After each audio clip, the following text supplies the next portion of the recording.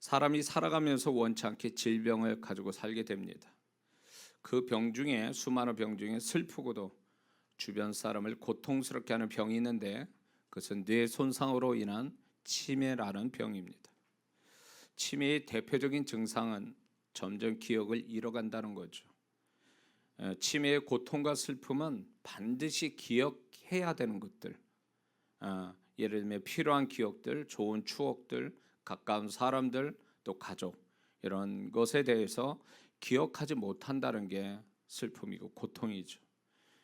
결국 그 치매 환자는 모든 기억을 잃고 나중에는 자기 자신마저도 누구인지 잊어버린 채 죽어간다는 것이 비극이죠.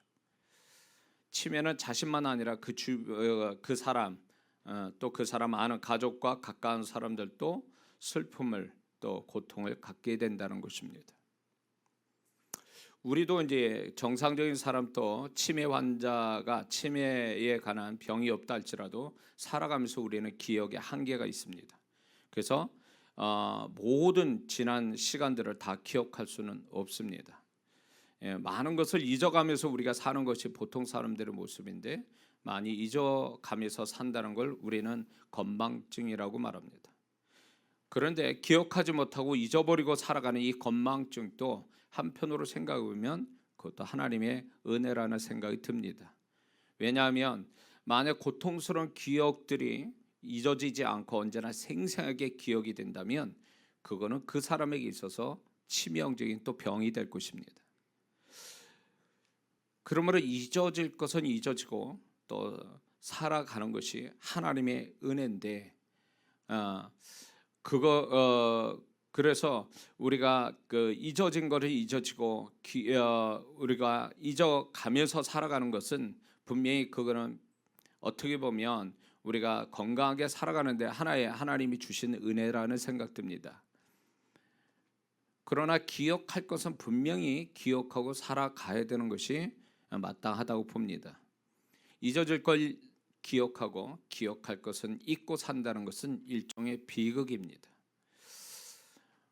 우리는 오늘을 살아가는데 특히 이제 지금 이 시기에 힘들고 어렵고 또 괴로울 때에 힘이 되고 기쁨이 되어주는 사람들이나 또 과거의 일이나 사건들을 우리는 일부라도 그냥 억지로라도 기억하는 것이 오늘 살아가는데 큰 힘이 되고 또 그것이 우리에게 도움이 되는 줄 믿습니다. 그래서 앞으로 더 전진할 사람이냐 아니면 지금에서 후퇴될 사람이냐는 그 중요한 역할을 하는 게 기억이라고 봅니다. 이렇게 앞으로의 어떤 소망을 더 많이 갖고 뭔가 자신감을 갖는 사람의 내면 속에는 반드시 그 사람이 과거에 자기가 성공했거나 잘됐거나 이런 것들이 그 사람을 더 강렬하게 붙잡기 때문에 미래에 대한 소망과 자신감을 갖는다는 것입니다. 실패를 많이 한 사람들, 이런 분들은 이렇게 장래에 대해서 굉장히 두려워하고 불안해하고 부정적으로 본다는 거죠.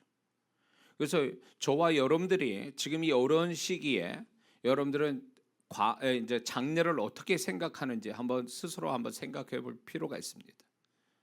그래서 지금의 장래가 지금으로 볼 때 장래가 더 안 좋아질 것 같다. 더 힘들어질 것 같다. 그저 그럴 것이다. 라고 생각이 된다면 아마 그 사람이 가지고 있는 기억이 어느 정도 영향을 미쳤다고 보는 것입니다. 잘 되는 사람은 어디 가도 잘 됩니다. 왜 그럴까요? 그 사람 스스로가 잘 되는 원리를 갖고 있어요. 근데 잘 되는 원리를 어떻게 갖고 있냐면 과거에 잘 되는 기억들이 총합이 하나의 원리처럼 작용하는 겁니다. 그래서 우리의 과거라는 것이 우리가 과거로 정리를 잘못하면 그거를 이렇게 해석을 잘못하면 그 사람이 현재와 장래가 문제가 생긴다는 것입니다. 우리가 열심히만 산다고 되는 것은 절대 아닙니다. 열심히 누군들 실패하는 사람들 열심히 안 살았겠습니까? 근데 왜 실패를 할까요? 왜 비극적인 미래를 만나게 될 거예요? 현재보다 더 불행한 미래를 만나는 사람이 이유가 뭘까요? 그거는 그 사람이 게으르거나 정말 그 사람이 게으르게 살거나 뭔가 자신이 지금 현재 살았는데 문제가 있다는 것보다는 과거에 그 사람이 가져왔던 그 기억들이, 그 과거의 기억들이 뭔가 이분한테 지금 살아가는데 장애를 일으키고 있는 것입니다.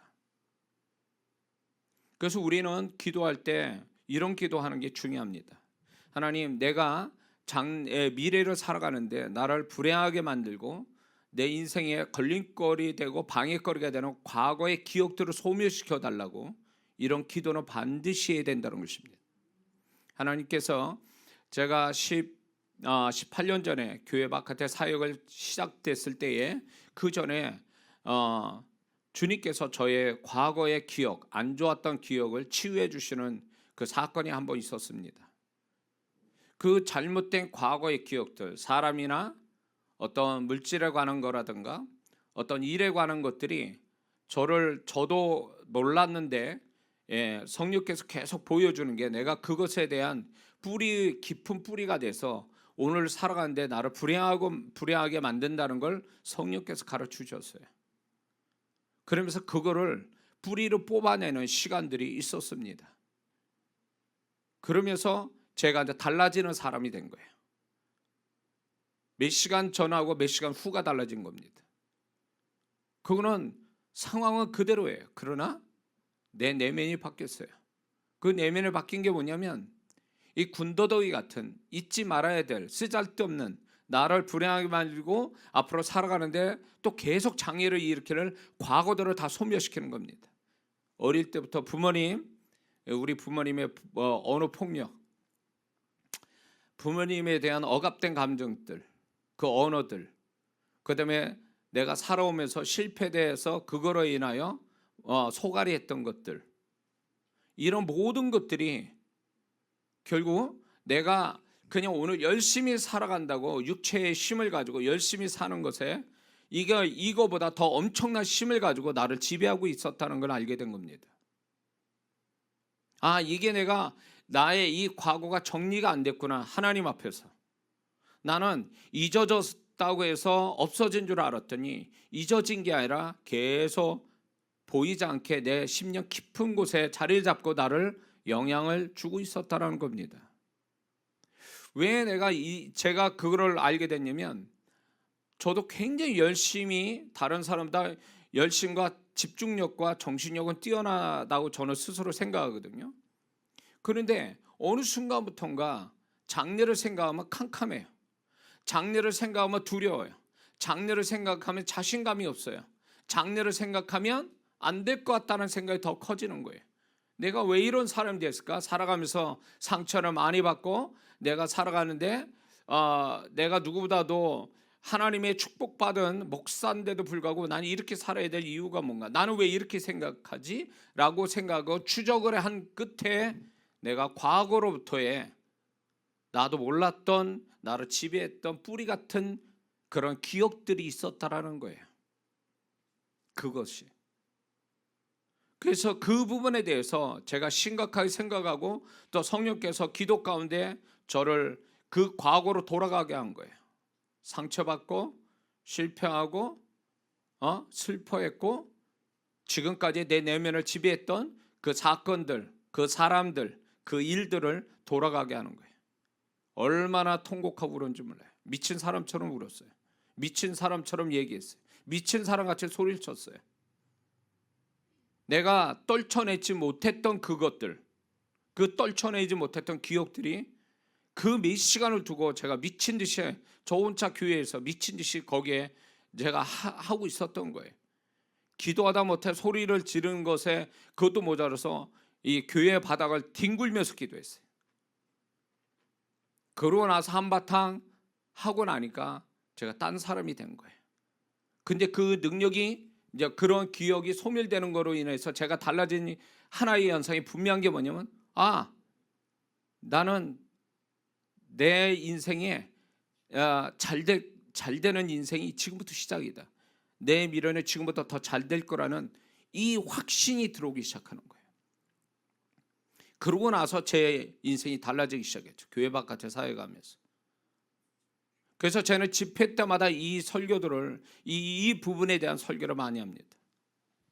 자신의 과거에 묻혀놨던 거, 잊어진 것 같지만 잊으려고 했던 것뿐이지 잊어지지 않는 것들, 마음은 깊은 곳에 뿌리를 내서 오늘 살아가고 장래에 대해서 나를 불행하게 만들려고 그렇게 자리를 잡고 있던 기억들.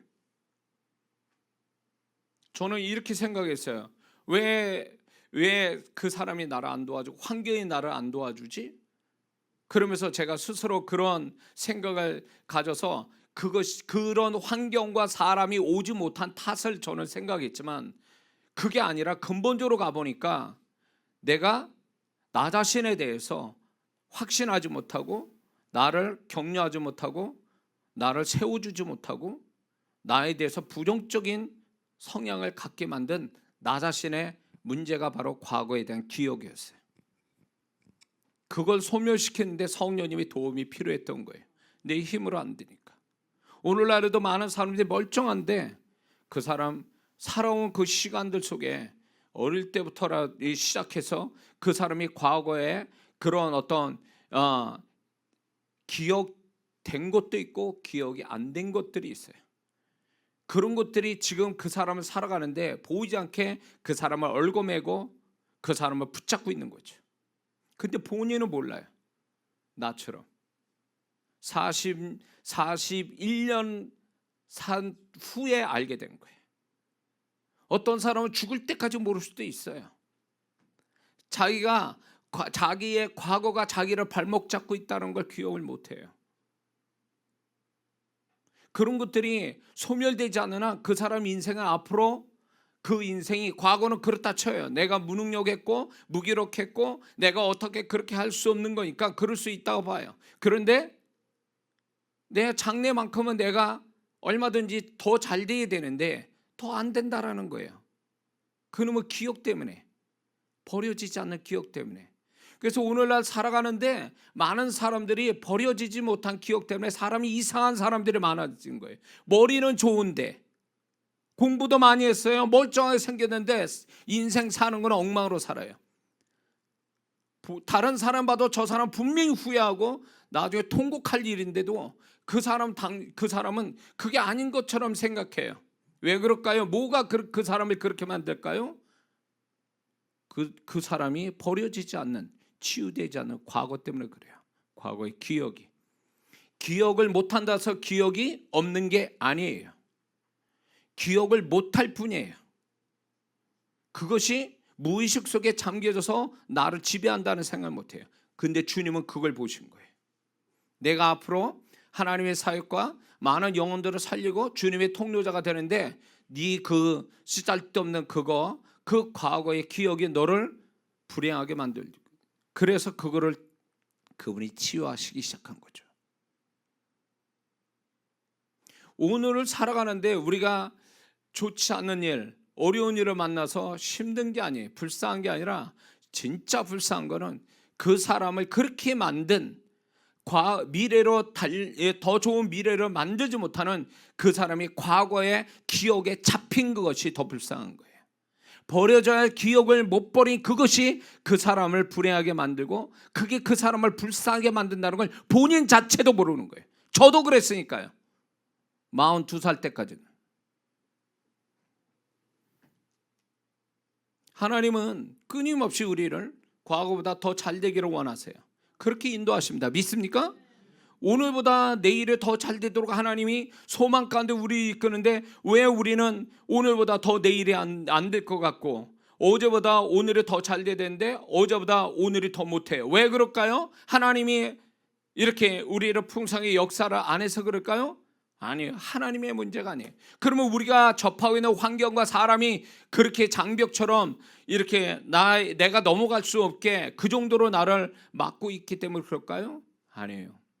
그 사람 스스로가 자기를 깎아내리고 불행하게 만드는 잊혀지지 않는 기억들이 있어서 그래요. 그거는 내가 소멸시킬 수도 있지만 내가 소멸시킬 수 없는 데까지 그 깊이에 박혀있는 기억들이 있어요. 그거는 그분만이, 그분의 보혈과 그분의 성령의 역사만이 해결해 주신다는 거죠. 우리가 기도를 깊게 해야 될 이유가 있어요. 기도의 양도 중요하지만 기도를 깊게 해야 될 이유가 뭐가 있냐면, 나도 모르는 내가 손도 안다는 그 내면에 거기에 나를 지배하는, 나를 불행하게 만드는 원인이 거기 있거든요. 그거는 그분의 음성과 그분의 보혈과 그분의 성령님만이 역사하시는 영역이에요. 그래서 우리가 기도를 깊게 해야 될 이유가 거기 있어요. 믿습니까? 우리가 오늘 살아가면서 믿는 자로서 분명히 기억할 것이 있습니다. 그것은 뭐냐면 지난날 하나님이 자신에게 무엇을 해주셨는가, 어디까지 도우셨는가, 이런 에베네셀의 하나님을 기억해야 됩니다. 어쩌면 우리가 과거에 불행했던 기억들을 희석시키는 또 하나의 방법은 뭐냐면 과거에 하나님이 나를 어떻게 해주셨는가에 대한 고마움, 그런 어떤 고마움의 기억을 갖고 있는 것이 어쩌면 나를 불행하게 만드는 그 과거의 기억을 깨트리고 희석시킬 수 있는 하나의 방법이 될 수 있는 줄 믿습니다.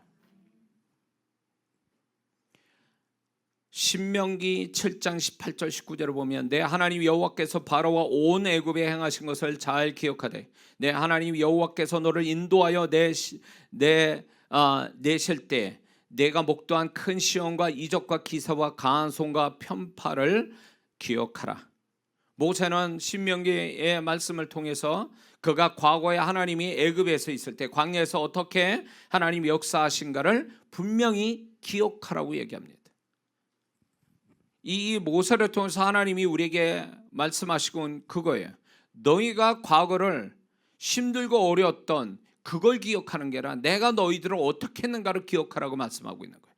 이 하나님에 대한 기억이 그들이 가나안 땅에 들어갈 수 있는 힘이 되고 가나안 땅의 축복을 차지할 수 있는 능력이 됐다는 것입니다. 그러나 광야 1세대는 그렇지 않았죠. 광야 1세대는 뭘 기억했습니까? 애굽에서 잘 먹고 잘 사는 것 같은 그런 이야기만 기억하고 있어요. 기억을 잘못하고 있다는 거죠. 기억이 왜곡된 거예요. 그때는 죽을 것 같으니까 하나님께 살려달라고 부르짖던 그들이 이제 광야에서 하나님의 도우심 받아 살아가면서도 그들은 애굽을 좋게 살았던 것처럼 왜곡하고 있었던 거죠. 하나님은 분명히 그들에게 말씀합니다. 그걸 기억하지 말고 내가 너희들을 어떻게 했는가를 기억하라. 광야 2세대는 이걸 기억했기 때문에 그들은 가나안 땅 들어갈 수 있는 믿음이 있었고 그리고 집중력이 있었고 소망이 있었던 사람이에요. 그러나 광야 1세대는 쓰잘데없는 기억들을 그들이 자기 자신을 불행하게 만드는 기억들이 결국은 광야에서 죽게 만들고 가나안 땅에 못 들어가는 비극이 환경이 좋은 게 아니라 그 사람 자체에서 생겼다라는 걸 잊지 말아야 됩니다. 신명기 8장 18절에 모세는 계속 얘기합니다. 내 하나님 여호와를 기억하라. 그가 내게 재물을 얻을 능력을 주셨습니다. 이것은 또 무엇을 얘기하냐면 과거를 얘기하는 게 아니라 장차 너희들이 가나안 땅 들어서 재물을 얻게 되는데 그 재물을 주시는 하나님을 기억하라는 거예요. 장래에 대해서 하나님이 어떻게 하실 거를 그 하나님을 기억하라는 거예요. 많은 사람들이 하나님께서 무언가를 주시면 그것이 하나님으로부터 왔다라는 생각을 하고 자기가 열심히 해서 했다라는 생각을 가져요. 하나님의 손길이라고 생각지 않아요. 그래서 하나님을 기억하지 않습니다. 기억하는 것은 자기가 얼마나 열심히 했는가 그것만을 기억해요. 이건 잘못된 태도죠. 많이 간증하는 사람들이 위험한 게 뭔지 아세요? 하나님이 그 모든 것들이 내가 아무리 죽을 힘을 다해서 열심을 그 문제나 그 축복을 받기 위해서 열심 낸 게 그게 중요한 게 아니라 그 사람을 불쌍히 여기고 그리고 긍휼을 베푸셔서 그분의 사랑으로 그것을 해결해 주시고 축복하신 그 하나님을 기억해야 되는데 하나님을 기억하는 게 아니라 자기를 기억한다는 거예요. 내가 얼마나 열심히 했는데 내가 얼마나 기도했는데 내가 얼마나 헌금했는데 이런 식으로 자기만 기억하니까 하나님이 모독을 받고 그 사람의 잘못된 기억으로 인해서 결국 하나님의 그 다음에 은혜나 축복이 단절되는 걸 보게 되는 것이에요. 과거에 도우셨던 하나님의 손길을 기억하는 것이 또한 앞으로 도와주실 하나님의 손길을 소망하는 것이 오늘을 사는데 믿는 자에게 큰 힘이 되고 하나님을 더욱 의지하게 만든다는 거 잊지 말아야 될 줄 믿습니다. 그러므로 믿는 자들은 지금의 힘듦과 고통과 슬픔을 이겨내게 해주는 하나님에 대한 기억을 반드시 가지고 살아가야 될 줄 믿습니다. 여호와를 경외하라는 말씀이 구약에 계속 나옵니다. 여호와를 경외하다라는 이 경외하다라는 이 뜻 속에는 무엇이 포함되어 있는 줄 아세요? 하나님을 잊지 않는다는 뜻이 있는 거예요. 하나님을 경외한다는 말이. 그런 의미에서 본다면 오늘날 성도들이 하나님을 정말 경외하는 사람들일까요? 교회 문밖만 나가도 하나님을 잊고 살아가는 사람이 얼마나 많아요? 교회 와서도 하나님을 생각합니까? 딴 생각하는 사람 얼마나 많습니까? 진정으로 하나님을 경외하는 자라면 하나님을 기억하고 살아야 마땅한데 기억을 하지 않는다는 거예요. 부분 기억 상실증 아십니까? 이게 충격을 먹으면 그 사람이 뇌의 충격을 뇌진탕이나 어떤 뇌의 충격을 먹으면 순간적으로 이 사람이 아주 단기 기억 상실증이 걸린다고 그래요. 단기 짧은 거로 기억 못해요. 그것처럼 오늘날 많은 성도분들이 단기 기억 상실증 걸린 환자처럼 하나님을 그 순간순간을 잊어버린다는 거예요. 죄 지을 때나 세상 일터에서 세상 사람과 어울려 사는 그런 속에서 그분을 잊어버린다는 거예요.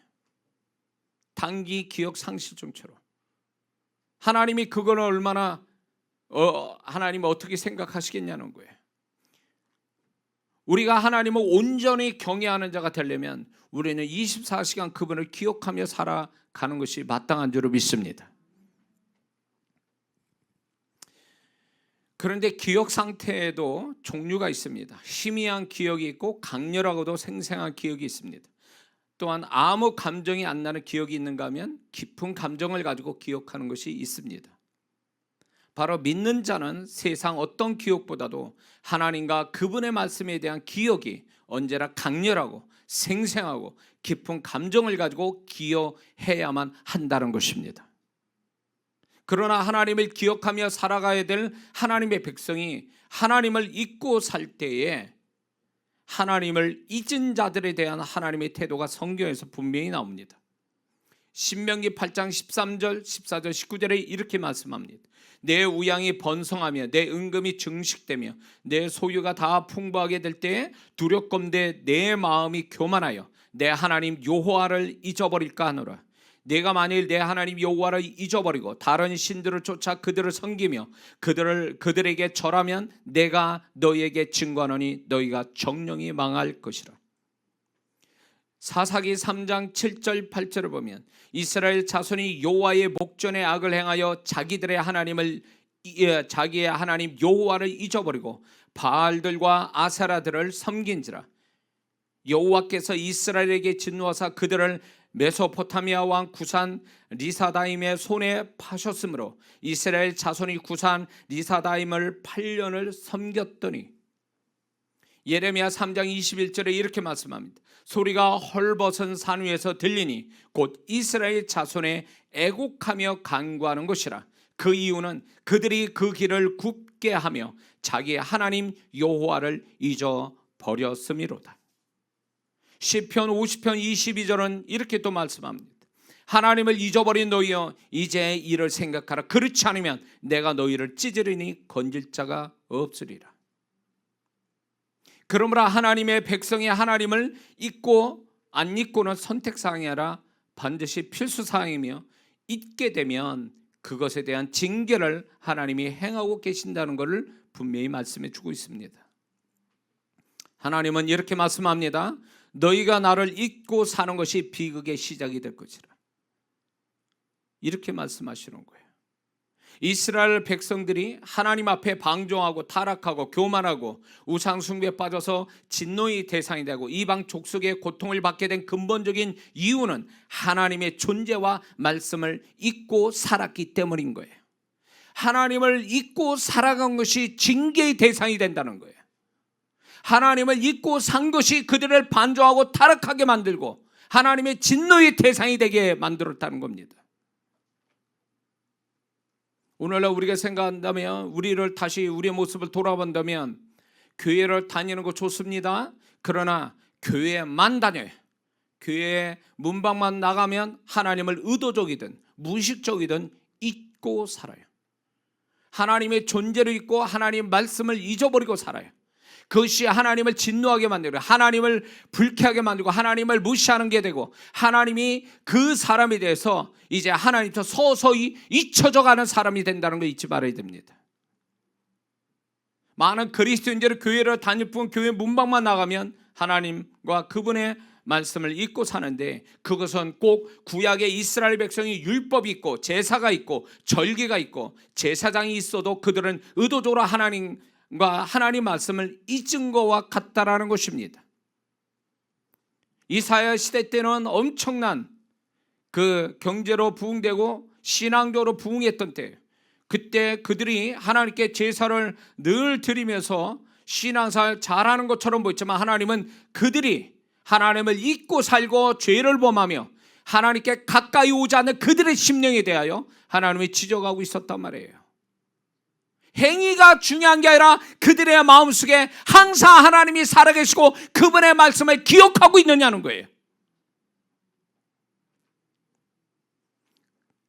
하나님을 기억하고 그분의 말씀을 기억하는 사람이 타락할 수 있습니까? 마음대로 살 수 있느냐 말이에요. 우리가 왜 하나님을 그렇게 떠나는 것을 겁없이 떠나고 하나님 말씀을 안 지키고 사는 것이 그게 당연한 것처럼 자기 상황과 자기 입장에서만 생각하며 하나님과 그분의 말씀을 그렇게 가볍게 여기는 이유가 뭘까요? 하나님을 잊고 살아서 그래요. 그분의 말씀을 잊고 살기 때문에 그래요. 정말 하나님의 말씀과 그분의 존재를 잊지 않고 늘 살아간다면 어떻게 하나님과 그분의 말씀을 가벼이 여길 수 있어요? 두려워서라도 지키지. 두려워서라도. 하나님이 이스라엘 백성들에게 너희는 나를 경외하라고 말씀했지만 경외를 하는 게 아니라 율법적 행위만 하고 있었잖아요. 경외를 했다면 그들은 말씀을 늘 지켰어야 되고, 그렇게 지켰다면 하나님이 이방 족속에 이스라엘 족속을 붙이실 이유가 없는 거예요. 하나님을 경외하지 않고 살아가니까, 하나님을 늘 잊고 사니까 바리새인 같은 사람이 나오는 거예요. 마태복음 23장에 바리새인들이 행위는 그럴싸해도 그들의 마음은 하나님이 없었고 부패한 마음을 가진 이유가 뭡니까?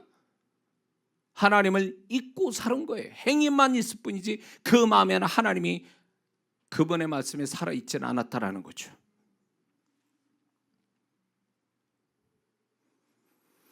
우리가 세상 사람같이 죄 짓는 것만이 그게 잘못 사는 게 아니에요. 하나님을 잊어버리고 사는 거, 선하게 살지만 하나님을 기억하며 하나님께 뜻을 묻고 살아가는 게 아니라, 선하지만 교회 다니지만 자기 계획과 자기 계획이 앞서고 자기 선택과 결정대로 살아가는 이 사람이 자기 마음대로 사는 자 아닙니까? 이런 자는 하나님을 잊고 산 자의 모습이라는 거예요. 하나님을 잊지 않고 산다면 어떻게 그럴 수 있어요? 하나님께 물었어야죠. 하나님의 뜻을 찾았어야 되는 거예요. 그리고 하나님 뜻 앞에 순종하려고 몸부림친 자가 하나님을 잊지 않고 사는 자지, 자기 멋대로 계획하고 선택하고 결정하고 산다는 건 하나님을 잊었기 때문에 그렇게 하는 거예요.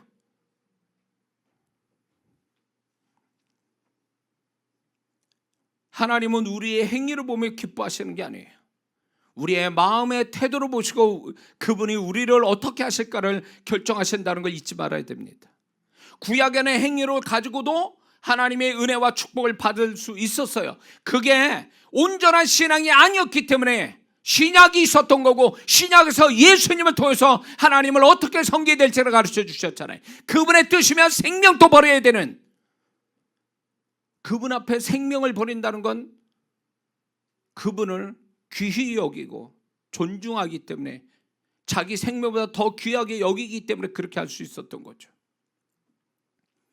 오늘날 우리가 조그맣게 헌신도 못하는 이유가 뭘까요?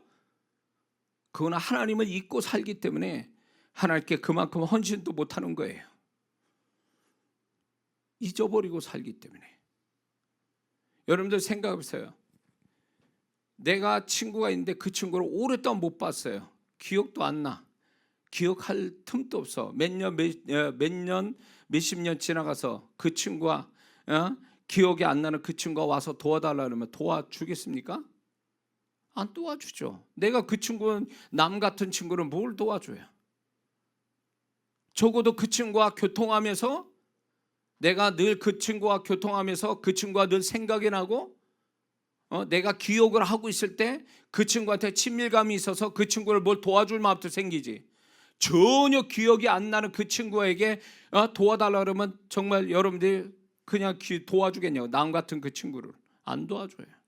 하나님을 늘 기억하고 하나님의 뜻을 묻고 하나님의 인도하심 받고 하나님의 손길을 보는 자가 하나님께 온신하지, 하나님을 잊어버리고 하나님이 어떻게 도움 주줄 모르는 자가 어떻게 하나님께 온신하며 삽니까?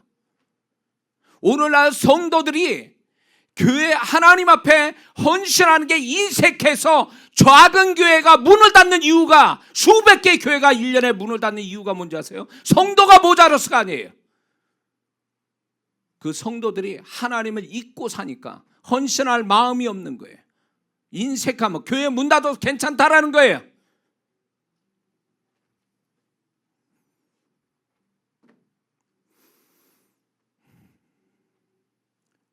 세상 기억, 살아온 기억은 자동으로 기억이 됩니다. 우리는 육신에 속했기 때문에.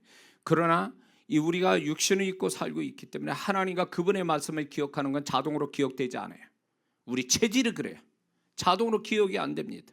그래서 우리는 하나님과 그분의 말씀을 자동으로 기억되기 위해서 끊임없이 습관이 될 때까지, 체질이 될 때까지 의도적으로 그분의 말씀을 기억하는 훈련이 신앙 훈련인 줄 믿습니다.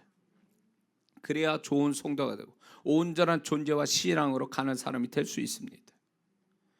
저는 그래서 목사면서도 말씀을 잊어버리지 않게 해서 말씀 카드 조그만 걸 제가 다 썼어요. 써가지고 늘 그 몇백 개 되는 말씀을 항상 읽고 이렇게 다녔던 기억이 있어요. 잊어버리지 않게 해서.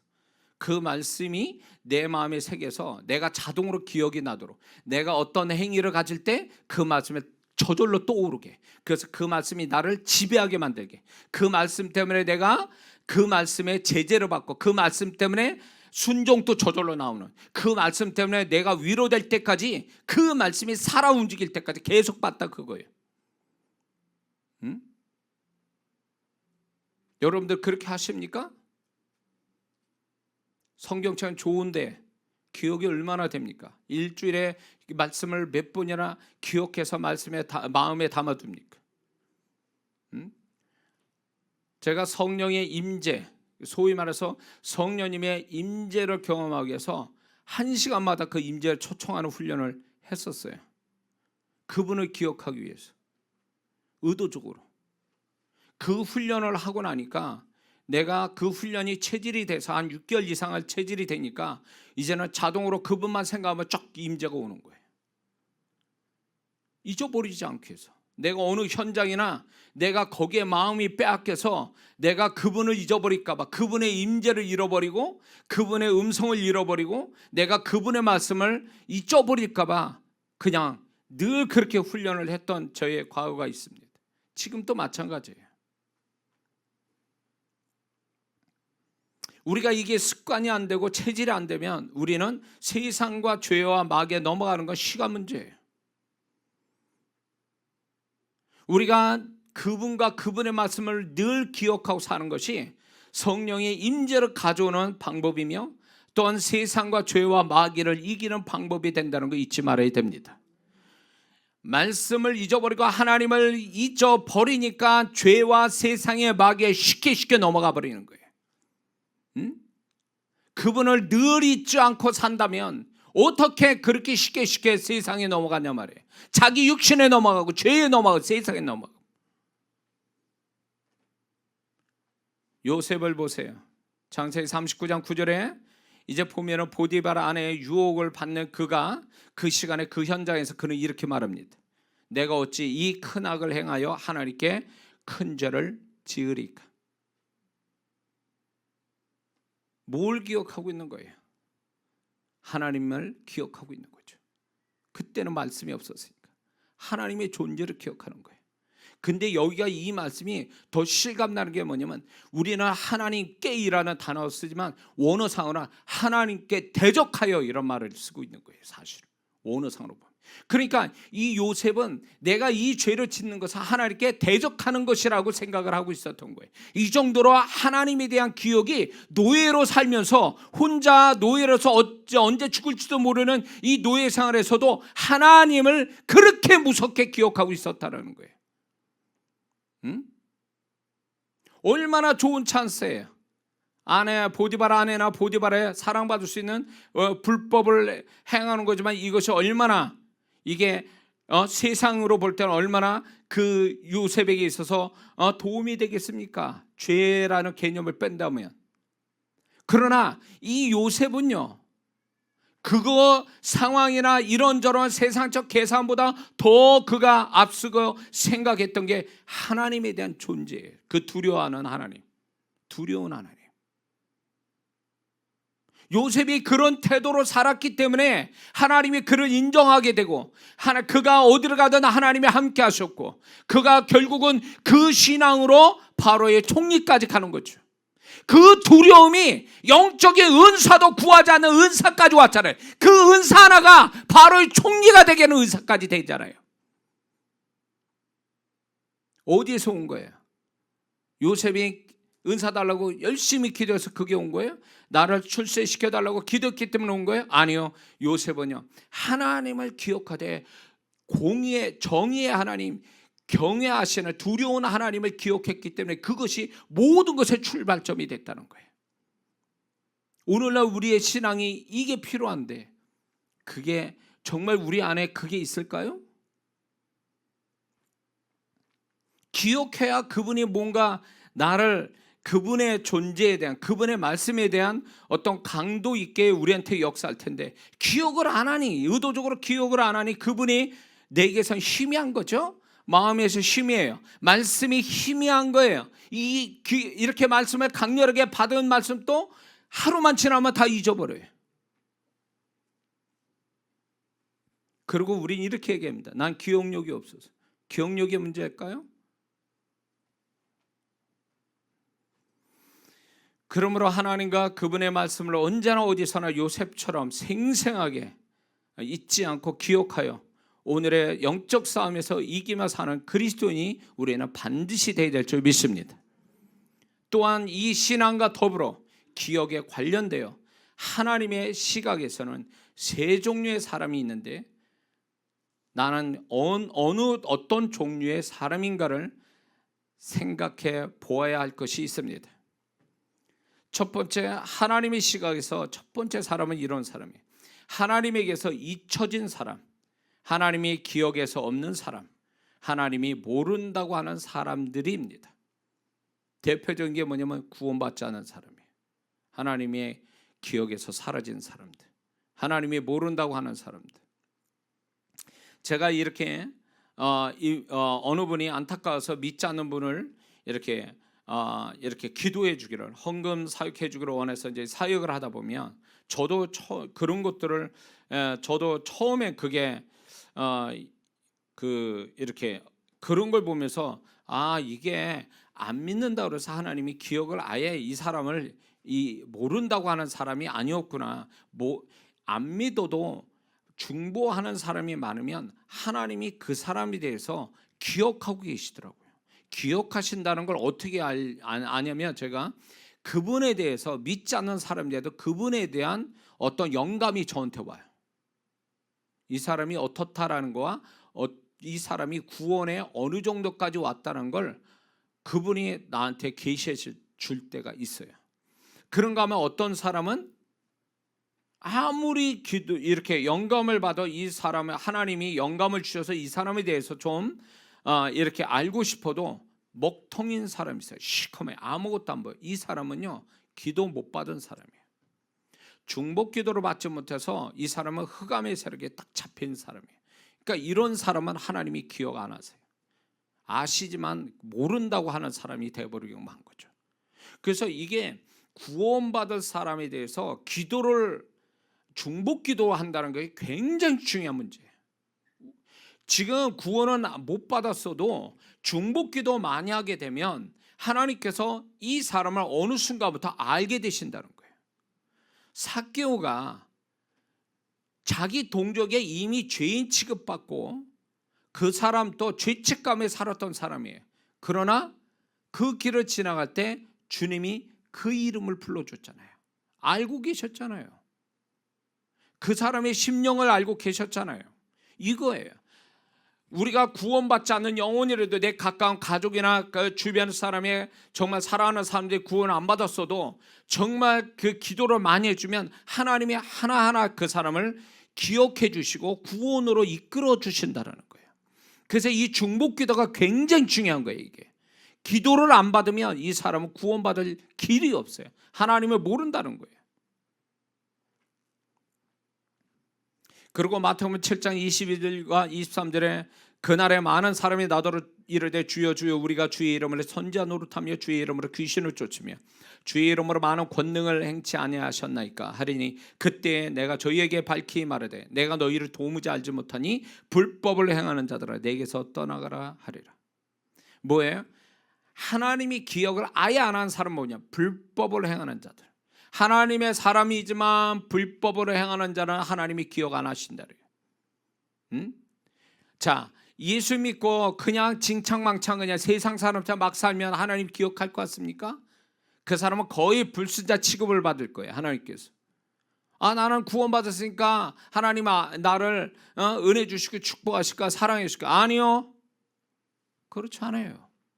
점점 주님이 오실 때가 가까운 이때에 은혜는 떨어지고 성령의 역사도 소멸되어 가는 이때에 주님을 떠나서 세상으로 막 그렇게 살게 되면 하나님도 모른다고 할 사람들이 있어요. 정말 구원조차 잃어버릴 자들이 수도 없이 나온다는 게 이제 앞으로. 그런데 이 불법으로 해야 한다는 것은 하나님의 법대로 살지 않고 하나님의 말씀의 반대편에 사는 사람들 얘기하는 거예요. 이런 사람들은 하나님이 기억 안 하신다는 거예요. 그들이 능력을 행하고 보세요. 그들이 거룩한 능력을 행하는 사람이라도 불법을 행하는 자에게 하나님이 기억을 안 하신다면 세상 사람과 똑같이 죄짓고 교회 안 나오고 신앙생활 안 하는 그 사람을 하나님이 기억해 주겠냐 말이에요. 겁이 없으니까 세상에서 그렇게 사는 거예요. 겁이 없어서. 하나님에게 잊혀진 사람이 왜 되는가? 그 사람이 하나님을 잊고 살고 있기 때문에 하나님도 잊은 거예요. 심은 대로 거둔 거예요. 그가 하나님을 잊어버리면 하나님도 그를 잊어버려요. 심은 대로 거두는 거예요.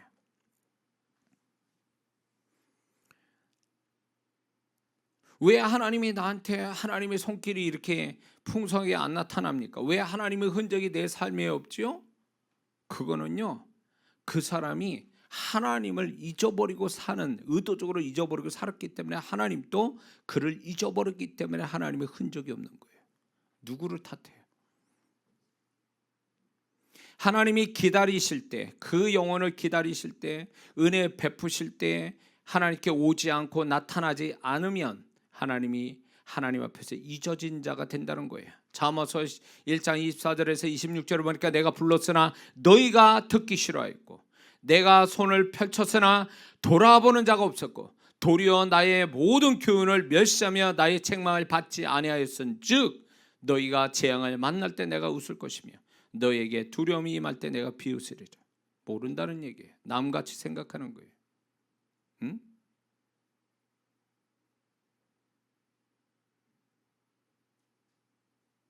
제가 희한한 광경을 봤어요. 우리 아버님이 이제 한해대학병원에 입원하실 때 오래된 얘기인데 청년 때 그 장례식장이 있었단 말이에요. 장례식장 안에는 곡소리 나는데 바깥에서 깔깔대고 웃어. 이렇게 참석하는 사람이 그 사람하고 좀 죽은 사람하고 좀 이렇게 사이가 먼 사이인가 봐요. 그러니까 어쩔 수 없이 온 분들이에요. 그러니까 안에선 친한 사람들은 그분이 또 돌아가신 것 때문에 곡소리 나는데 우는데 바깥엔 그 사람과 상관없는 사람은 웃고 있어요. 그런 거죠. 관계가 없기 때문에. 응? 하나님께서 우리를 은혜 주실 만하고 축복 주실 수 이렇게 은혜 주시고 축복하시는 것은 그만큼 하나님과의 간격과 관계가 가까울 때 은혜와 축복이지, 하나님의 이 간격이 멀고 은혜에서 멀어지면, 하나님께 멀리 떨어져 있으면 그 모든 것들이 나타나지 않는다는 거예요. 그래서 두 번째 사람이 있습니다. 정말로 하나님이 시각에서 두 번째 사람인데, 그 두 번째는 하나님에게서 잊혀져 가는 사람이에요. 다시 말해 하나님의 기억에서 점차 사라지는 사람이 있습니다. 그러면 하나님께 서서히 잊혀져 가는 사람은 누구일까요? 예배 현장, 기도 현장, 헌신의 현장에서, 하나님이 축복하시는 현장에서 참여하는 시간이 점점 줄고 참여하는 횟수가 점점 적어지는 사람을 얘기하는 거예요. 그런 사람은 하나님께 점점 잊혀져 가는 사람 되는 거예요.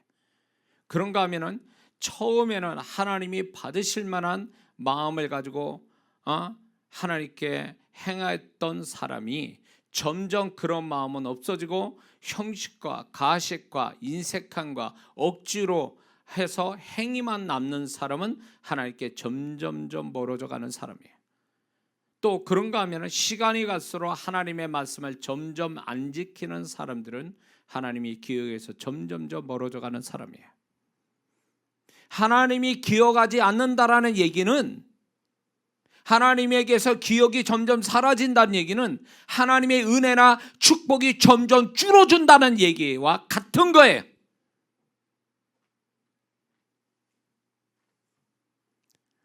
하나님이 이들을 먼저 잊으려고 한 게 아니라 성도들이 먼저 그 하나님과 말씀에서 현장에서 멀어져 가기 때문에 하나님도 점차 잊으시는 겁니다.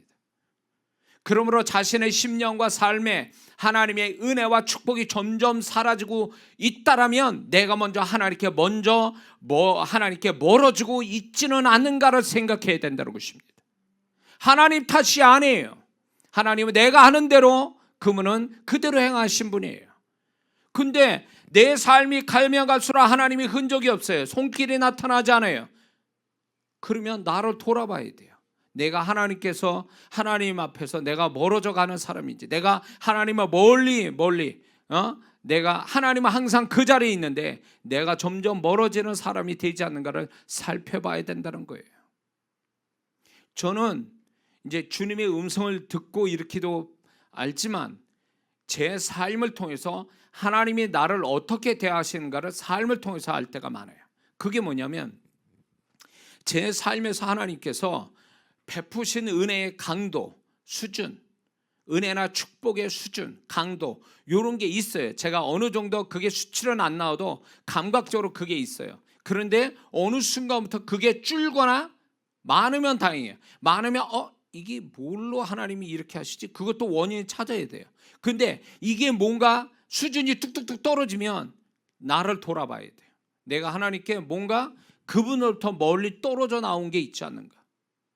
응?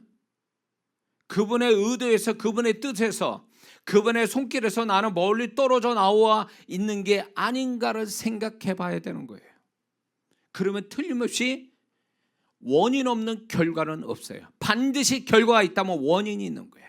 그래서 우리는 결과를 가지고 판단할 게 아니에요. 예수 믿는 사람은 잘 나오든 잘 안 되든 축복받았든 잘못됐든 간에 그거를 가지고 생각할 게 아니라 원인이 뭐냐는 거예요. 축복을 받았으면 하나님이 왜 축복하셨는지 원인을 찾아야 되고, 잘못되면 하나님이 왜 내가 이렇게 잘못됐는가를 나 스스로의 원인을 찾아야 돼요. 그 원인을 못 찾으면 그 사람은 계속 반복된 인생이 되는 거예요.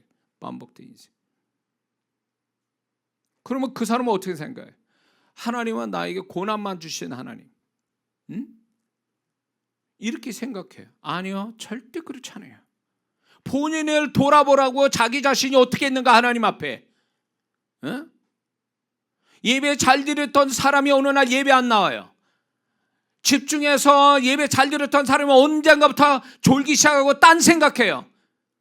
그런 데서 그럼 집중해서 예배 드리는 사람과 늘상 드리는 드린 사람과 중간중간 빼먹고 신앙 사람에서 졸면서 딴 생각하면서 예배 드리는 사람이 같은 하나님이 같은 하나님이 나타나시겠냐 말이에요.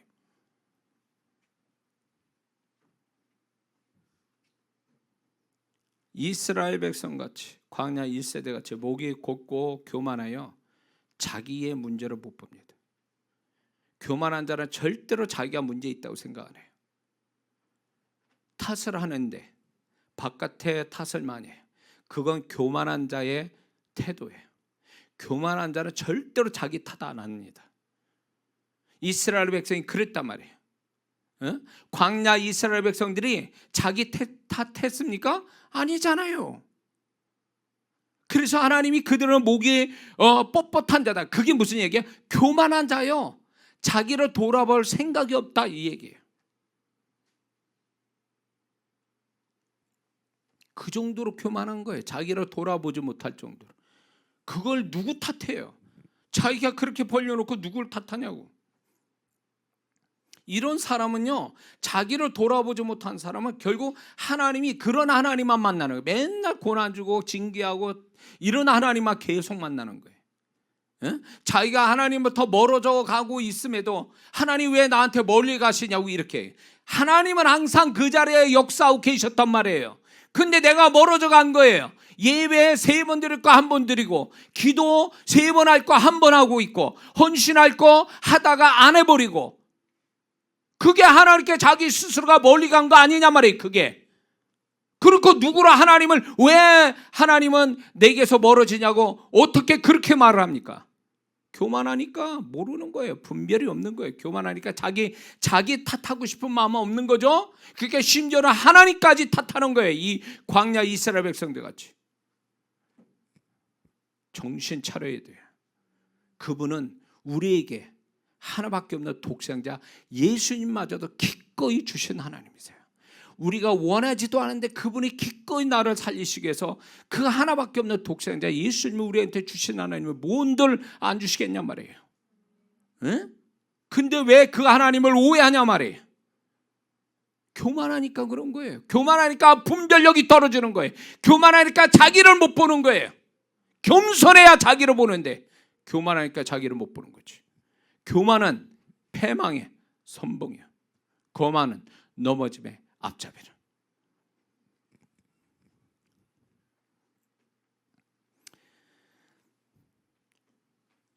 우리는 하나님부터 내가 점점 잊혀져 가고 멀어져 간다면 이거를 빨리 내가 하나님께로 돌아오는 열심이 있자는 한 그 사람은 항상 그 수준의 삶이 될 수밖에 없고 그 수준의 하나님의 손길밖에 보지를 못해요. 그러면 이 사람은 분명히 착각의 신앙을 갖게 될 거예요. 하나님은 그런 하나님이라고. 아니요. 그 사람이 태도로 바꾸면 하나님도 태도로 바꾸세요. 하나님께 가까이 오면 하나님은 가까이 계신 그 하나님의 손길을 경험해요. 한겨울에 제가 이 생각이 나네요. 제가 학생 때 그 교회, 제가 섬겼던 교회는 바닥에 이렇게 시멘트 바닥이고 거기서 이제 의자도 없이 이제 예배를 이렇게 금요 철회 같은데 정말 철야를 했어요. 겨울에. 그러면 가운데 난로 하나 있는 거예요. 나무 난로 이렇게 있는데 그 나무 난로에 가까이는 누가 계시냐? 나이 드신 권사님 계세요. 그러니까 그 자리를 비집고 들어갈 수가 없어요.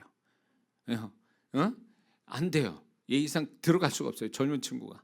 그 외에는 항상 나이 드신 분들이 진을 치시고 두러놓 계시고 그러니까 자리도 없어.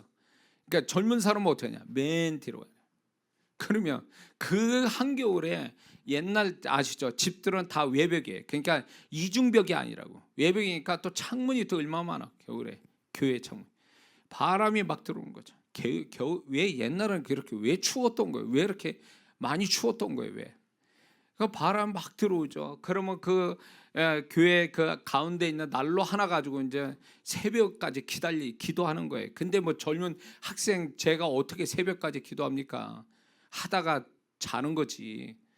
그런데 가까이 못 가는 거예요. 그 나이 드신 권사님들이 그러니까 뒤에 있으면 바람을 다 맞는 거예요. 그러다 감기 걸리는 거예요. 이게 난로로 못 가는 거예요. 그 난로에 가까이 계신 할머님들은, 그 권사님들은 이제 편안하게 주무시고 감기 안 걸리는데, 젊은 친구들은 뒤에 있다 보니까 난로에 기운이 없으니까 감기 걸리고 이런 일이 벌어졌단 말이에요. 그렇죠. 우리가 하나님께 가까이 가면 그분의 따뜻함을 경험해요. 그분의 손길을 경험해요. 그분의 사랑, 그분의 축복, 그분의 은혜를 경험해요. 그런데 내가 멀리 가면 갈수록 그분이 안 느껴져요. 그분의 따뜻함, 사랑, 은혜, 이게 없어요. 근데 하나님이 도망가신 거예요? 아니요, 내가 멀어진 거예요. 그러면 내가 가까이 와야지. 하나님이 가까이 오시겠냐고요. 난로가 옮겨서 나한테 와야 되는 거예요? 아니잖아요. 내가 하나님께 가까이 가야지. 예? 그럼 언제 난로 곁에 제가 있냐? 그 할머니 권사님들 기도, 새벽 기도 좀 하시다가 조시다가 가버려요. 그러면 그때 이제 제 차리가 되는 거예요. 그 자리가. 그때서야 비로소 우리가 하나님께 내가 가까이 가지 않으니까 하나님이 항상 그 모습에 하나님만 있는 거예요. 우리는 신앙이 좋아지면 좋아질수록, 내 존재값이 높으면 높을수록 그분의 모습이 점점 다르다는 걸 알게 돼요.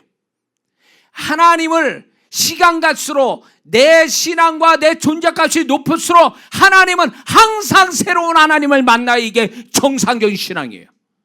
동일하다고요? 동일하잖아요.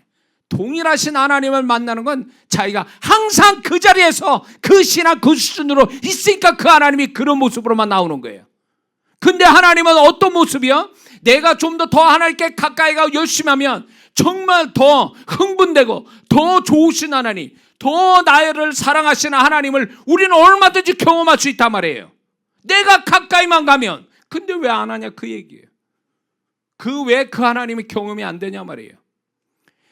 적어도 10년짜리면 10년의 수준의 하나님을 다 새롭게 만나야 되는 거예요. 그게 10번이든 20번이든. 근데 10년짜리인데도 1년짜리의 신앙만큼 또 그때 만났던 그 하나님이 그대로 10년 동안 그 하나님이 있다면 하나님이 변함이 없다라는 의미가 결코 좋은 게 아니에요. 우리 하나님은 변함이 없다. 그 성품은 변함이 없죠. 그러나 그 성품을 경험하는 강도는 내가 결정하는 거예요. 내 신앙의 수준에 따라 그분이 달리 보인다, 그거예요.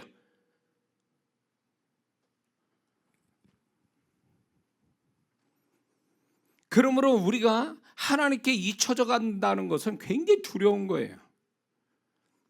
하나님이 나를 일부러 잊는 게 아니라 내가 하나님을 멀리 조금씩 뒤로 가니까 내가 하나님께 잊혀져 가고 그 하나님의 손길도 내게서 점점 약해지는 이유가 여기 있는 거예요.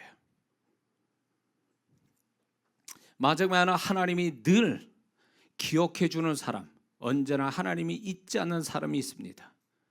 오늘 이 본문에 우리가 읽었던 말씀에 하나님께서 이사야 49장 16절에 보면 15절 16절에 나는 너를 잊지 아니할 것이라 내가 너를 내 손바닥에 새겼고 문신했다, 그 얘기예요. 손바닥에다. 옛날 부모들이 그랬다는 거예요. 이때 당시에 그 자식을 떠나보내고 잊지 않게 해서 그 자식의 이름을 손바닥에 문신을 새겼다, 그 얘기예요. 하나님이 우리를 그렇게 하신다는 거예요. 이 말 뜻은 뭡니까? 너를 나의 제일 가까이에서 영원토록 기억할 것이며, 이런 뜻이에요. 하나님이 정말 하나님의 사랑을 받는 자는 하나님이 한순간도 잊지 않고 기억해 주시는데 제일 가까이서 기억해 주신다는 거예요. 이 사람이 복 있는 사람이죠. 믿습니까? 아리마대 요셉과 니고데모는 그는 제자들이 다 도망고 예수님이 시신을 어떻게 할지 모를 때 이 아리마대 요셉과 니고데모가 예수님 시신을 안치합니다. 만약에 성경에 기록해 놓지 않으면 이 사람들이 어떤 사람이 예수님이 시신을 옮겼는지에 대해서 아무도 모를 거예요. 그러나 하나님은 성경에다 기록해 놔서 이 사람이 영원토록 하나님이 기억해 주시잖아요. 우리가 기억나게 해주는 사람이잖아요. 하나님은 이런 분이에요.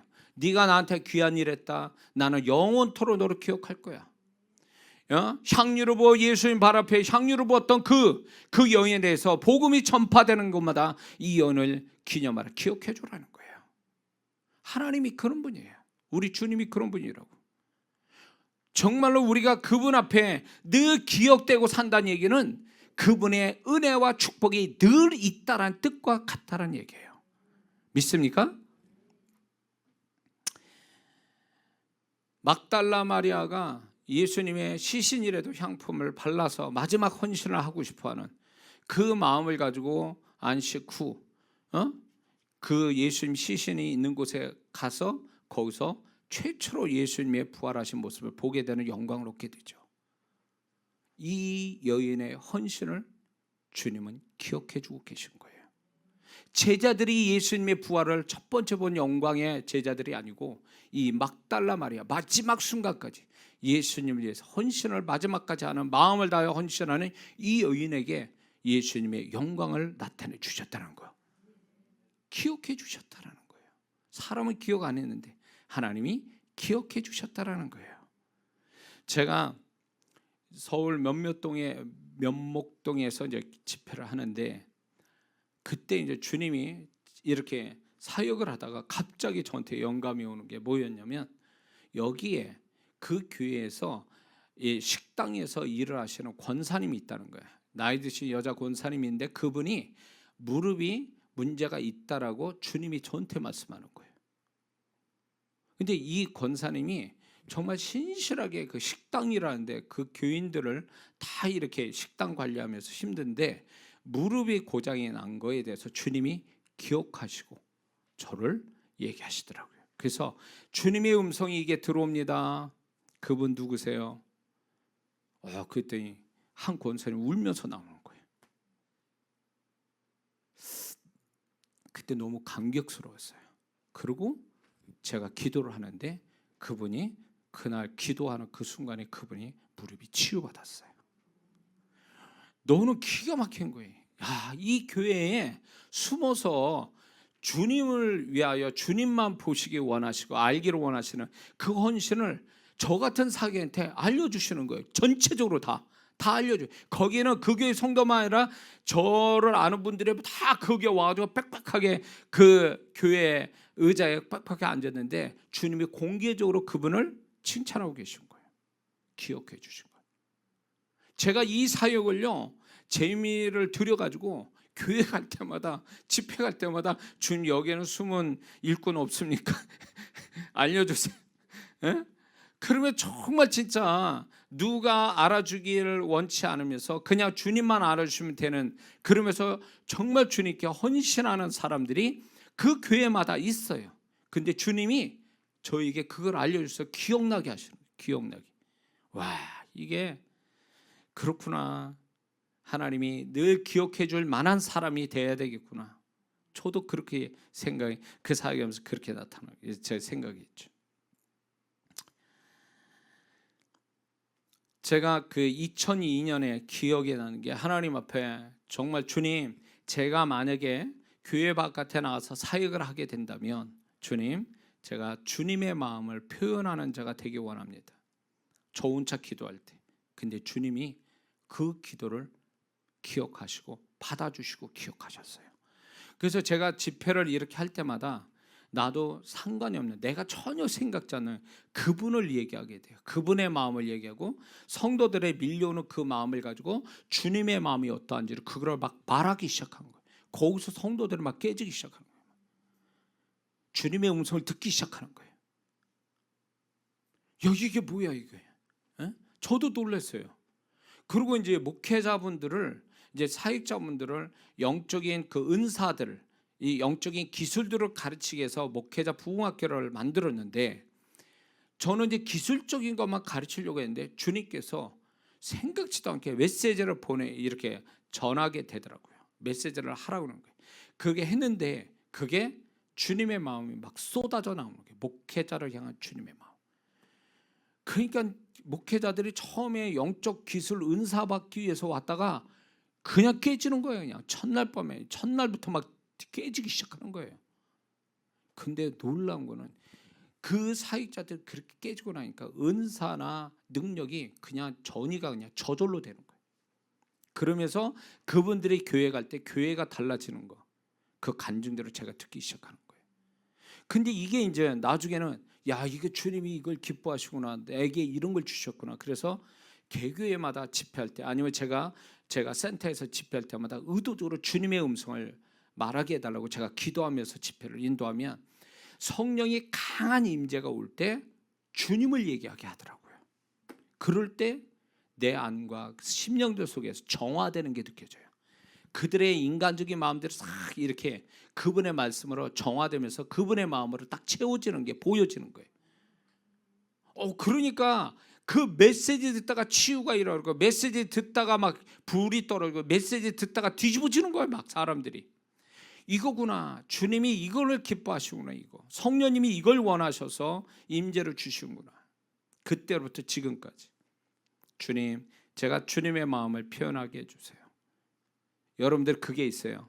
기도를 많이 하는 것만이, 기도 많이 하는 거 좋습니다. 그러나 기도 많이 하는 것보다 더 중요한 게 뭔지 아세요?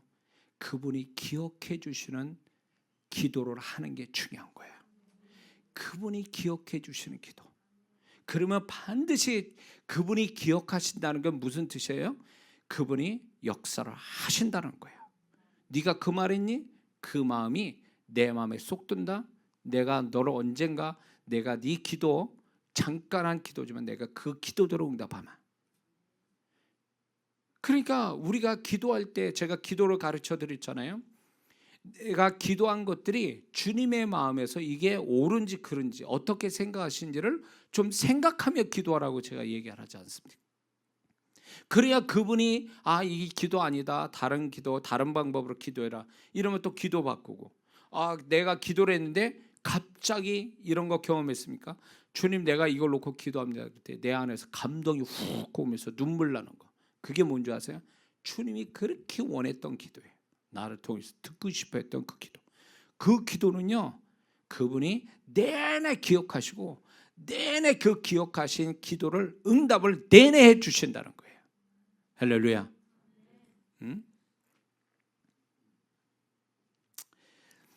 그러므로 우리가 하나님 앞에 늘 기억되는 사람.